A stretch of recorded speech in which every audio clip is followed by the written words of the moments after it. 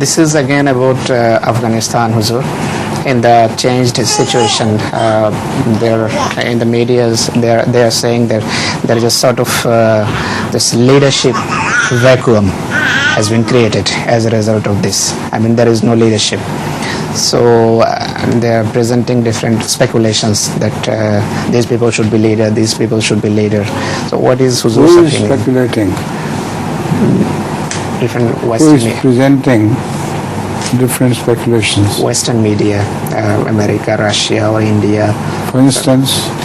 For example, Russia says they are supporting the Northern Alliance, and America and England are saying that it should be broad-based. All the ethnic groups should be included in the government. Russia is not the final word, because Russia has done nothing to bring about this change.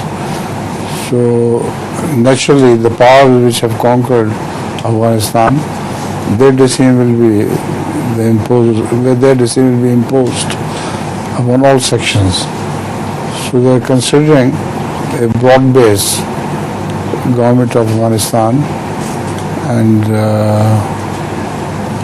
it's too early to say what sort of government will emerge. And they will see to it that Taliban never return.